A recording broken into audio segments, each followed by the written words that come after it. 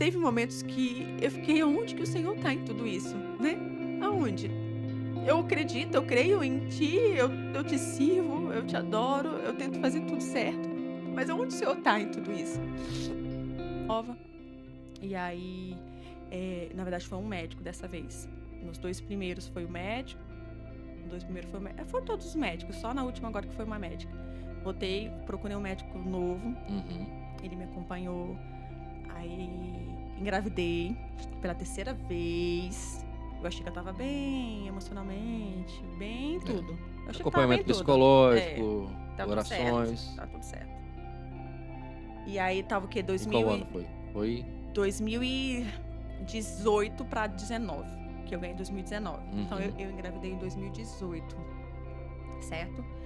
E aí, sendo acompanhado por um médico, fazendo tudo certinho, tudo bonitinho. E aí passou 1 mês, passou 2 meses, passou 3 meses, chegou no 4º mês. A apreensão começou. Desespero, né? Nossa. Aquele desespero. Eu falei: "Meu Deus do céu". Então, assim, cada ultrassom, gente, meu Deus do céu, a ansiedade que eu achava que estava sendo tratada, ou que já estava tratado, não estava, na verdade, né, porque é muito difícil. E aí o 4º mês, o médico vendo, não falava nada: "Doutor", ele ele era um médico muito frio. Uhum. Daí eu falei assim: "Nossa, mãe, peguei um médico difícil da ultrassom". Aí a Sueli: "Calma, ele é indicação, vai dar tudo certo". E aí ele: "Eu tô fazendo ultrassom, quando eu terminar de fazer, eu falo pra você". Aí eu Hum. falei: "Ok". Aí no final, aí ele: "Pode se limpar". Eu falei: "Tá, mas tá tudo bem?". "Tá tudo bem". É uma menina, tá crescendo bem, tá saudável, tá tudo perfeito. Eu falei: "Doutor, mas os rins?". "Tudo normal". Ele: "Por que que você tá me perguntando?". Eu falei: "Não, porque eu tenho essa história", contando pra ele. Ele regalou os olhos, né. Ele: "Espera aí, deixa eu voltar de novo Uhum. fazer ultrassom". E estava tudo perfeito. Os rins no lugar, tudo, tudo, tudo, tudo. Então, assim, a gente festejou de uma forma assim: "Meu Deus, o cumprimento da promessa. Deus tá me restituindo. A Beatriz vem aí, Uhum. nosso motivo de alegria".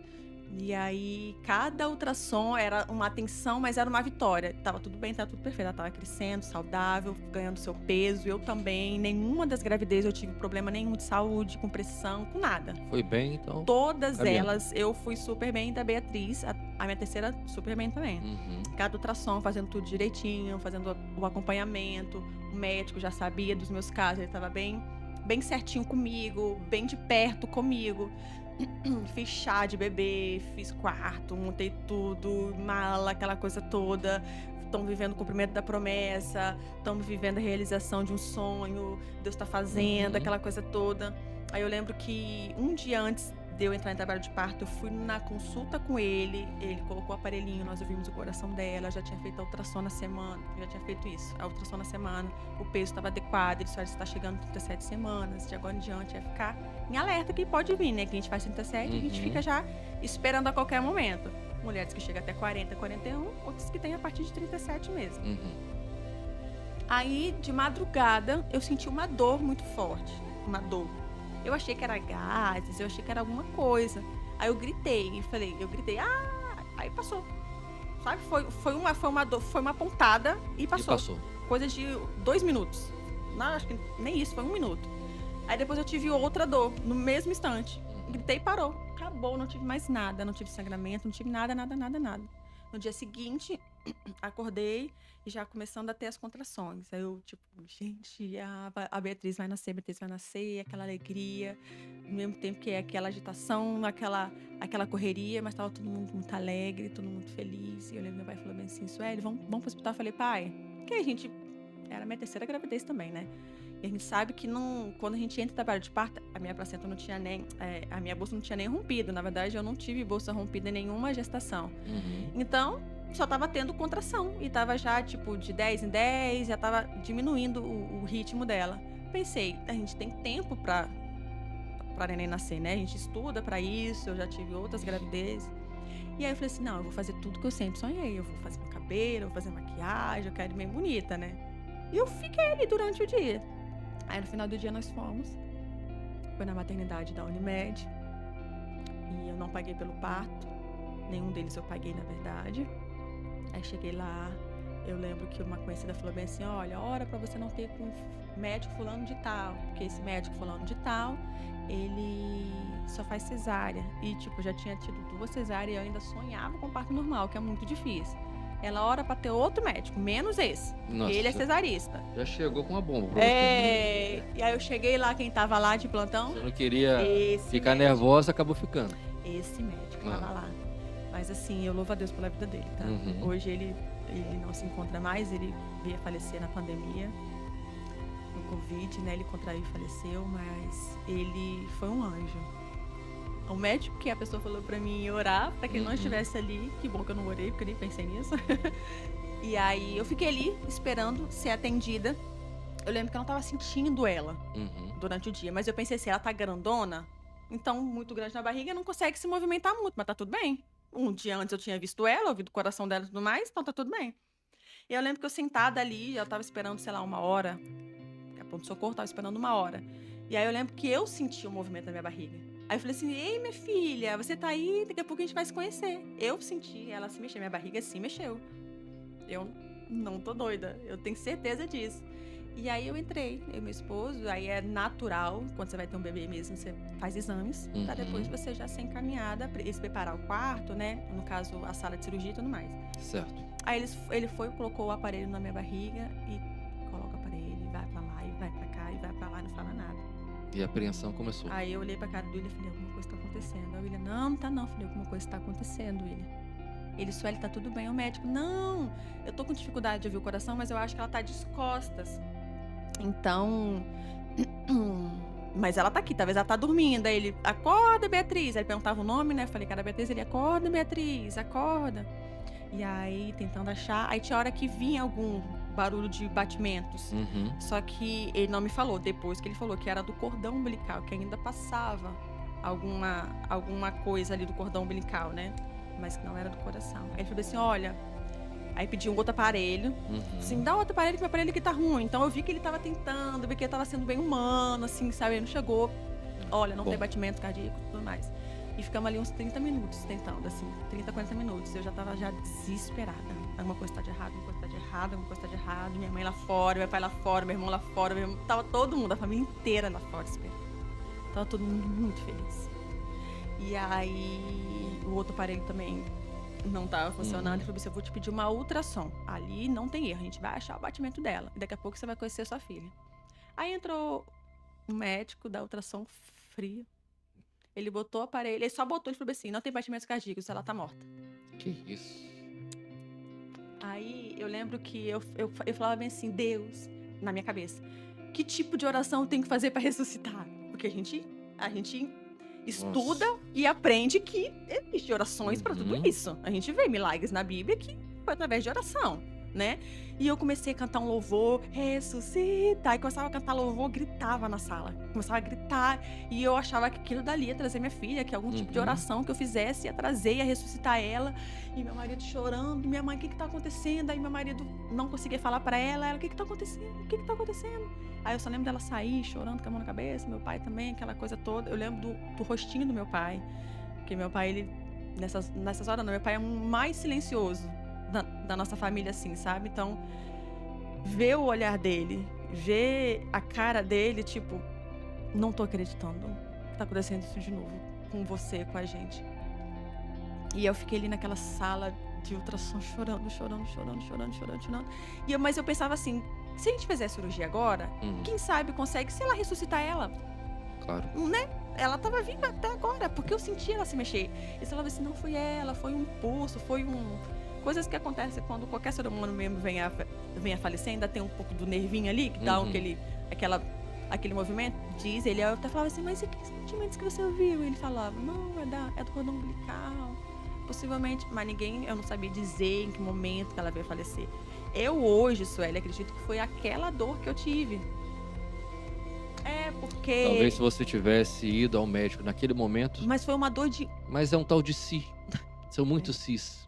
Isso me matou, tá? Depois. Até meu pai falava assim, por que quando você não entrou de trabalho de parto, de manhã a gente não foi? Mas, nossa, graças a Deus, hoje o Senhor tirou isso tudo de mim, porque eu vivi por anos, sabe, me culpando. Por que eu não fui, né, de manhã, quando começou as contrações? Porque poderia estar com um batimento muito pouquinho, tirava ela e, sei lá, botava ela, sei lá, numa incubadora, botava ela em algum lugar pra tentar, não sei. Mas não era pra ser. Mais uma vez, não era pra ser. E aí eu fiquei um tempo com ela na barriga. Eu lembro que eu falava assim, gente, eu pensava, mas não vai tirar ela? Porque faz o meu parto. E os médicos já acostumados com aquilo, sei lá, se demorou a sala de cirurgia, vagar pra mim, ter uma vaga pra mim, eu não sei. Eu fiquei um tempinho com ela ali. Lembro que o pastor Pedro foi, ele foi em todas. Eu lembro que ele entrou lá dentro, ele já não sabia o que falar comigo. Eu já não falava mais nada com ninguém. Eu já me fechei. Eu não chorava mais. Eu não expressava nada. Não tinha, no meu rosto não tinha expressão nenhuma. Eu só tava calada e séria. Aquele barrigão ali parada. Deitada na cama, eu lembro que ele entrou.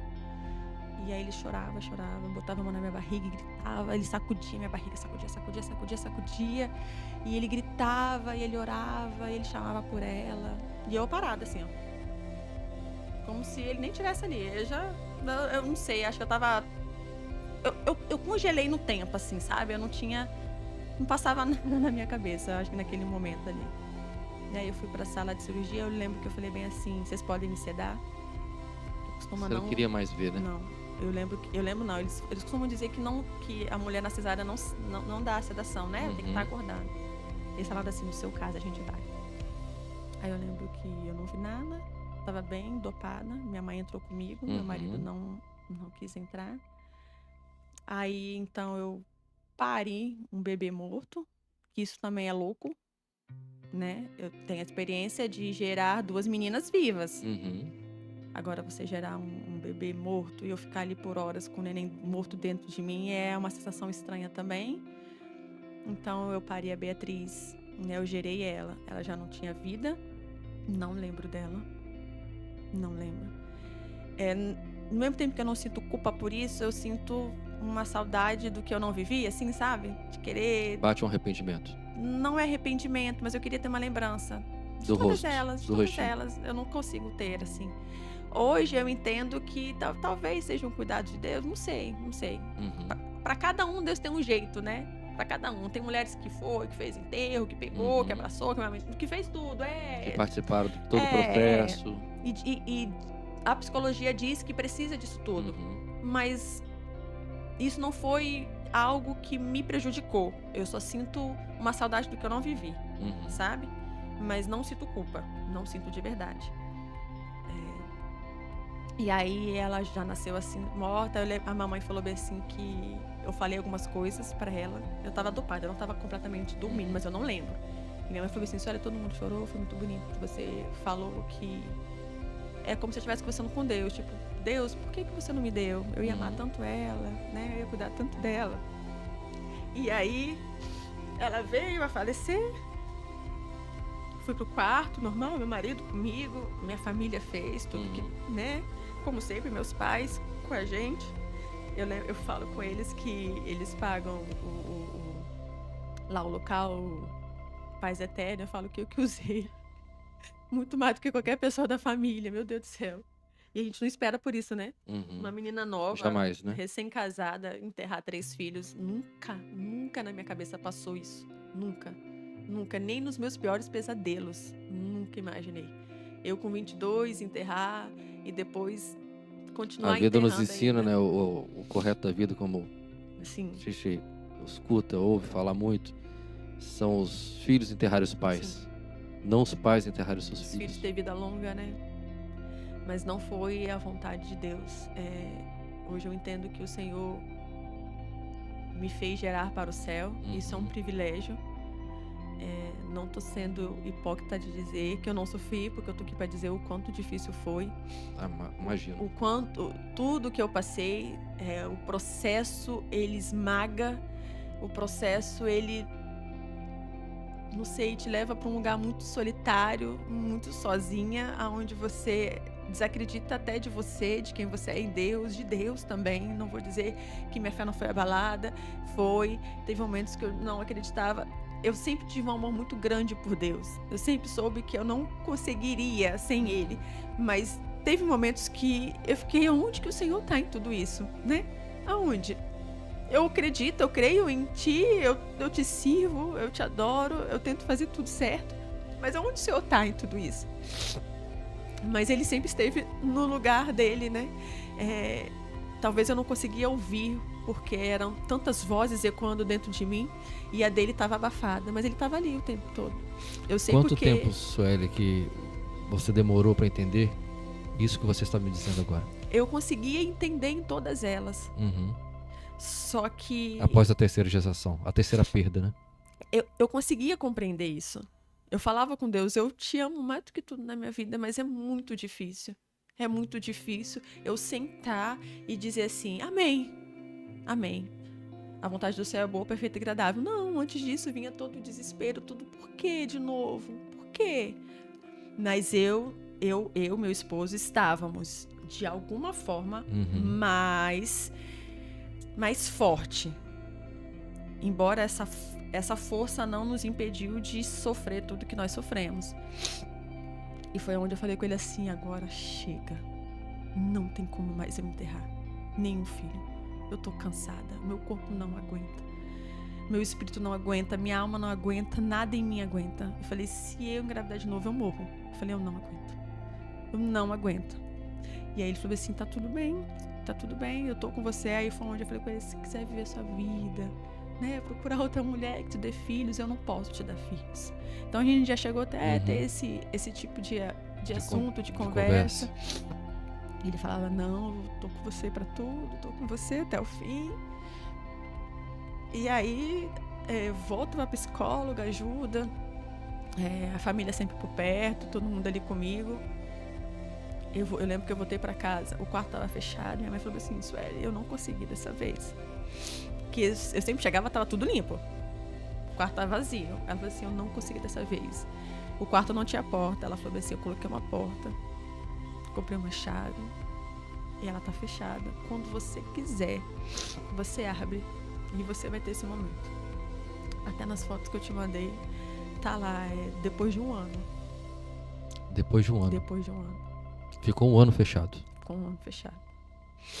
Eu lembro que eu orava naquela porta fechada e falando assim, todos os meus sonhos estão ali dentro. Minha casa continua vazia, continua sem cor. E eu nunca vou poder viver aquilo que o Senhor gerou no meu coração. Eu lembro uma vez que eu perguntei a Deise, né, a esposa do pastor, eu falei bem assim, por que Deus,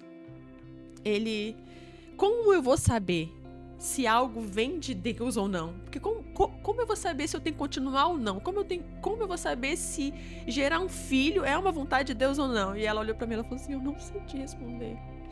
E aí, depois que eu fiz essa pergunta pra ela, depois de um tempo, Deus foi muito claro em falar comigo assim, não tem um sonho, um desejo que eu não gero no coração de um filho meu que eu não sou capaz de realizar. Então, assim, se algo arde em nosso coração, arde mesmo, assim, sabe? Te faz perder noites de sono, te faz orar, te faz sonhar, você fechar o olho e sonhar com aquilo, pode ter certeza, não veio de você. É Deus gerando no seu coração. E mesmo que todas as circunstâncias ao seu redor diz que não, Ele é capaz, Ele é fiel para cumprir.